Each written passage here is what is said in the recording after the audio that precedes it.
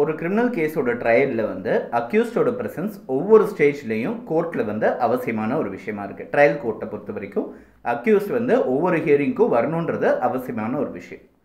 இது வந்து எல்லா கிரிமினல் கேஸஸ்க்கும் மேக்ஸிமம் பொருந்தும்.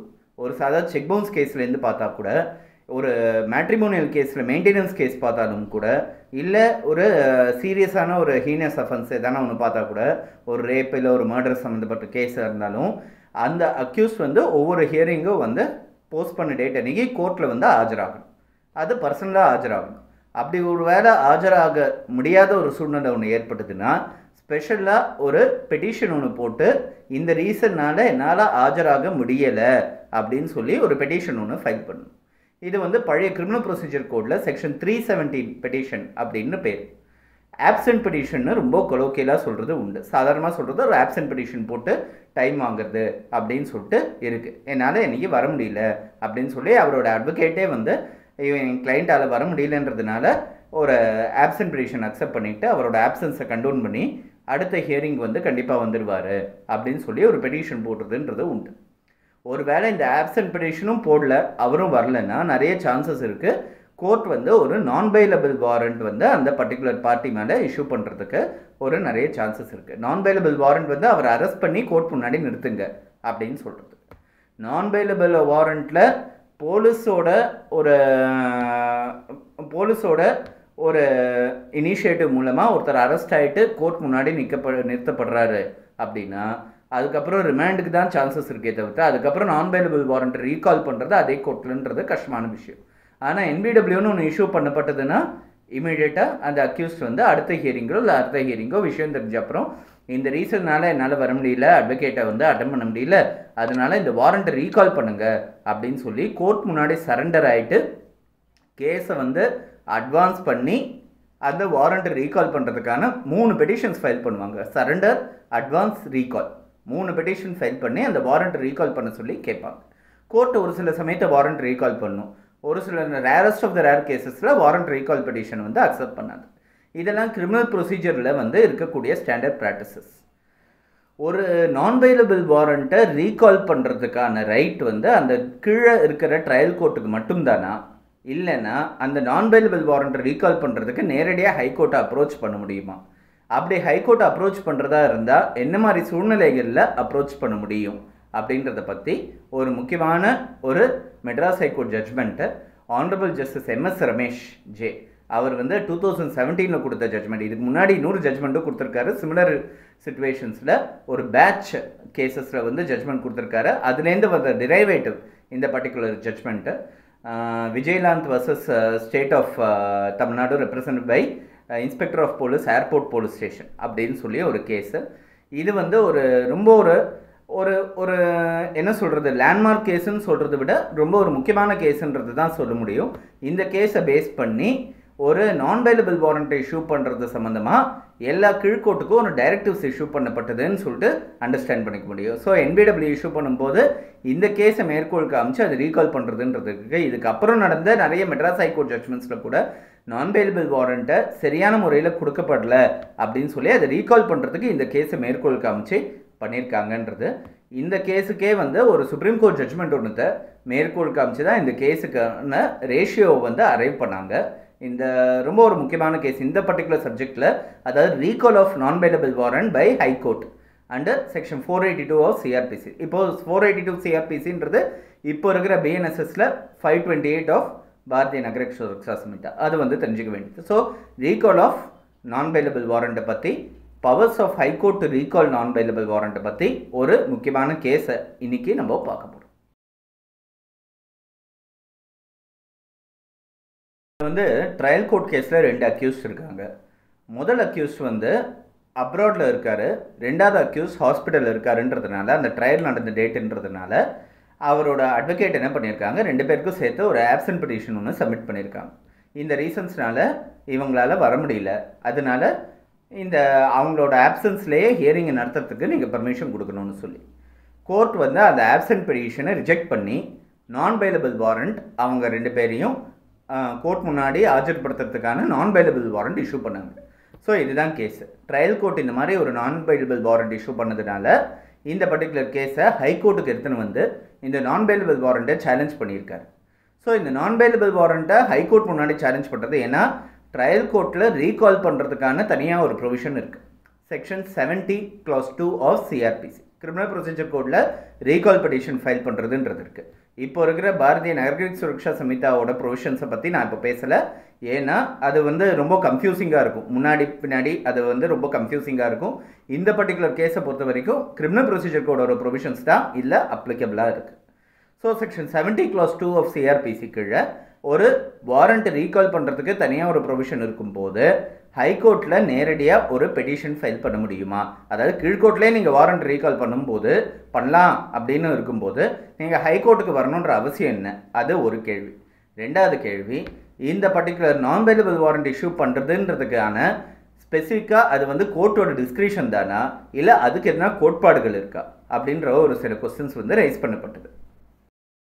இதில் மெட்ராஸ் ஹைகோர்ட் வந்து இந்தர் மோகன் Goswami versus state of Uttaranchal அப்படின்னு சொல்லி 2007 நடந்த ஒரு சுப்ரீம் கோர்ட் ஜட்ஜ்மெண்ட் இந்த particular issues non bailable warrant, bailable வாரண்ட்ன்ற இஷ்யூஸை பற்றி இந்த கேஸில் வந்து விரிவாக வந்து டிஸ்கஸ் பண்ணப்பட்டிருக்கு. இந்த கேஸை வந்து கன்சிடர் பண்ணாங்க பிரசிடென்ஷியல் வேல்யூவாக. இந்த கேஸில் வந்து ஒரு சாதாரணமாக என்ன ஃபஸ்ட்டு என்ன அதை அவுட் செட் என்ன சொல்கிறாங்கன்னா, ஃபஸ்ட்டு பெயிலபிள் வாரண்ட் இல்லைன்னா சமன்ஸ், முதல்ல சமன்ஸ் இஷ்யூ பண்ணிவிட்டு அதுக்கும் வரலனா பெயிலபிள் வாரண்ட் இஷ்யூ பண்ணி மூணாவது கட்டமாக தான் நான் பெயிலபிள் வாரண்ட் இஷ்யூ பண்ணணும். நேரடியாக நான் பெயிலபிள் வாரண்ட் இஷ்யூ பண்ணுறது சரி கிடையாது அப்படின்னு இந்த கேஸில் அப்சர்வ் பண்ணியிருக்காங்க.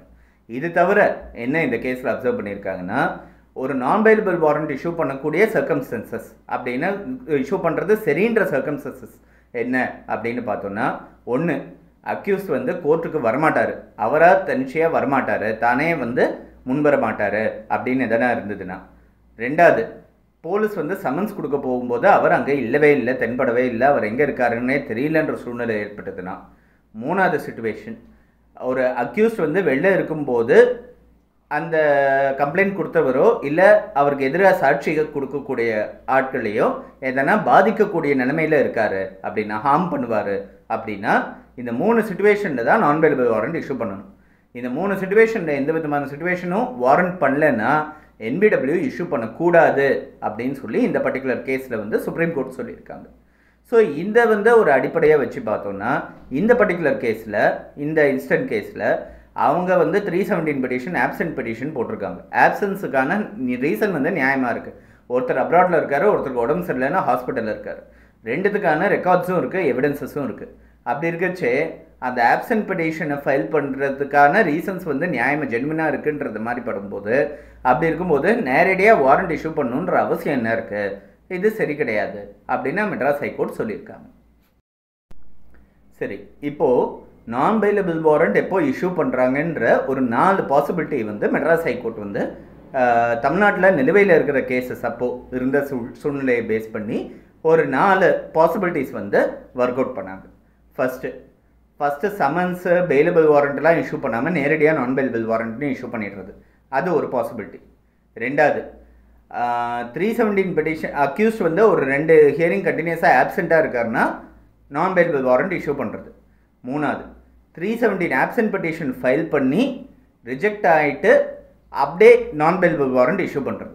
நாலாவது, அக்யூஸ்டு இன்டென்ஷனலாக கோர்ட்டுக்கு வரக்கூடாதுன்னு அப்ஸ்காண்ட் ஆறாரு, அதனால நான் பெயிலபிள் வாரண்ட் இஷ்யூ பண்ணப்படுறது. ஸோ இந்த 4 பாசிபிலிட்டிஸ் இருக்குது. இந்த 4 பாசிபிலிட்டிஸில் கடைசி பாசிபிலிட்டியில் ஹைகோர்ட் வந்து இன்டர்ஃபியர் பண்ண முடியாது. ஏன்னா அது வேணும்ட்டே அக்யூஸ் வந்து அப்ஸ்காண்ட் ஆயிருக்காருன்ற சூழ்நிலை இருக்கும்போது ஹைகோர்ட் நேரடியாக இன்டர்ஃபியர் பண்ணி அவருக்கு எந்த ரிலீஃபும் கொடுக்கக்கூடாது அப்படின்றது இருக்குது. மிச்சம் 3 பாசிபிலிட்டி இருக்கும்போது, அதாவது ஒன்று 317 பெட்டிஷன் ஃபைல் பண்ணி ரிஜெக்ட் ஆகிருக்கிறது, இல்லை ஒரு ஹியரிங் மட்டும் அட்டன் பண்ணாததுனால NBW, இல்லைனா சமன்ஸே இஷ்யூ பண்ணாமல் பெயிலபிள் வாரண்ட் இஷ்யூ பண்ணாமல் நேரடியாக NBW. இந்த 3 ஸ்டேஜில் 3 பாசிபிலிட்டியில் வந்து ஹைகோர்ட்டால் இன்டர்ஃபியர் பண்ணி அந்த நான் பெயிலபிள் வாரண்ட்டை ரீகால் பண்ணவோ இல்லை கேன்சல் பண்ணவோ முடியும். அந்த 482 கீழே ஹைகோர்ட்டுக்கு அந்த பவர்ஸ் இருக்குது அப்படின்னு சொல்லி இந்த பர்டிகுலர் கேஸில் வந்து சொல்லியிருக்காங்க. இந்த பேஸ் பண்ணி இந்த முதல் 3 பாசிபிலிட்டிஸில் எதனா இருந்ததுன்னா நிறைய பேர் வந்து ஹைகோர்ட் வந்து அப்ரோச் பண்ணது உண்டு. என்னோட கேஸே வந்து 2017 ஒரு பர்டிகுலர் கேஸில் வந்து இதே ஆனரபிள் ஜஸ்டிஸ் MS ரமேஷ் முன்னாடி நான் வந்து ஃபைல் பண்ணி ஒரு நான் பெயிலபிள் வாரண்ட்டை வந்து ரீகால் பண்ண வச்சேன். அது வந்து கோர்ட் வந்து கிரேஷியஸாக கிராண்ட் பண்ணியிருக்காங்க. ஸோ இந்த முதல் 3 பாசிபிலிட்டிஸில் இதை வந்து நான் பெயிலபிள் வாரண்ட்டை ரீகால் பண்ணுறதுக்கான வாய்ப்புகள் இருக்குது. கடைசி பாசிபிலிட்டியில் அக்யூஸ்ட் வேணும்ட்டே கோர்ட்லேருந்து அப்ஸ்காண்ட் ஆறாருன்ற ஒரு சூழ்நிலை இருந்ததுன்னா நான் பெயிலபிள் வாரண்ட்டை ரீகால் பண்ண முடியாது அப்படின்றது தான் தெரிய வருது. கிரிமினல் கேஸை பொறுத்த வரைக்கும் எல்லா ஹியரிங்லேயும் அக்யூஸ்ட் வரணும். ஒரு வேளை வராமல் இருந்தார், எதனா ஒரு ப்ராசஸ் இந்த மாதிரி இஷ்யூ பண்ணிட்டாங்க, ஒரு நான் பெயிலபிள் வாரண்ட் இஷ்யூ பண்ணாங்க, இல்லை பெயிலபிள் வாரண்ட்டே இஷ்யூ பண்ணுறாங்க, ஒரு ப்ரெஷர் வருது போலீஸ் ஸ்டேஷன்லேருந்து அப்படின்றதுனா சூழ்நிலை ஏற்பட்டதுன்னா அந்த ப்ரெஷரை சமாளிக்கிறதுல வந்து அவரோட கவனம் வந்து திசை திரும்பும். அப்படி திரும்பும்போது இந்த கிரிமினல் ட்ரையலில் இருக்கக்கூடிய சின்ன சின்ன விஷயங்களை வந்து கோர்ட் முன்னாடி சொல்கிறதுக்கான வாய்ப்புகள் நேரிடாமல் போகும். இது வந்து ரொம்ப ஒரு காமனாக நான் பார்க்குற ஒரு இஷ்யூ. ஏன்னா கிரிமினல் ட்ரையலில் வந்து இந்த வாரண்ட் ரீகால் பண்ணுறது அன்றைக்கி இருக்கிற அந்த ட்ரையலோட ஸ்டேஜை வந்து கடந்து போகிறதே வந்து அவர் வந்து கான்சென்ட்ரேட் பண்ணிட்டு இருப்பாங்களே தவிர்த்து இந்த கேஸோட மெயின் ஃபியூச்சர் அவர் என்ன எவிடன்ஸை சப்மிட் பண்ணணும், 311 பெட்டிஷன் போடுறதா, ரீகால் ஆஃப் விட்னஸஸ் பண்ணுறதா அப்படின்ற இஷ்யூஸ்லாம் வந்து அவங்க கவனம் வந்து செலுத்த முடியாது. நம்ம வாரண்ட் ரீகால் பண்ணிட்டா போதும், இதெல்லாம் அப்புறம் பார்த்துக்கலாம் அப்படின்ற ஒரு ஸ்டேஜ் போகும். அப்படி போகும்போது அவர் கேஸ் தோக்கிறதுக்கான வாய்ப்புகள் இருக்குது. ஏன்னா வெளியே இருக்கிறதுன்றது மட்டும் ஒரு விஷயம் கிடையாது, அவங்களோட மோட்டிவாக இருக்கக்கூடாது. இந்த கேஸ்லேருந்து மொத்தமாக வெளியே வருது, அதாவது இந்த கேஸோட பாதிப்பு இல்லாமல் அக்விட் ஆகிட்டு வெளியே வரணும் அப்படின்ற ஒரு எண்ணம் இருந்ததுன்னா எல்லா ஹியரிங்கும் தன்னிச்சையாக வாலண்டரியாக யாரோட வற்புறுத்தலும் இல்லாமல் அந்த அக்யூஸ்ட் வந்து அட்டன் பண்ணணும், அட்வொகேட்டோடு அட்டன் பண்ணணும்.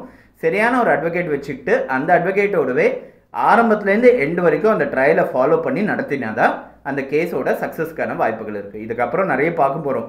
கிரிமினல் ட்ரையலில் வந்து நிறைய ஒரு ஸ்டேஜஸ், அதுலேருந்து வெளியே வரதுக்கான டிஸ்சார்ஜ் பெட்டிஷன்னா என்ன, அதே மாதிரி ஹைகோர்ட்டில் குவாஷ் பெட்டிஷன் ஃபைல் பண்ணுறதுக்கான ஒரு சான்சஸ் என்னெல்லாம் இருக்குது, எதெல்லாம் ப்ரூவ் பண்ண வேண்டியதாக இருக்குது அப்படின்னு நிறைய விஷயங்களை பார்க்க போகிறோம் கிரிமினல் ட்ரையல்ஸ் பற்றி இனிமேல்.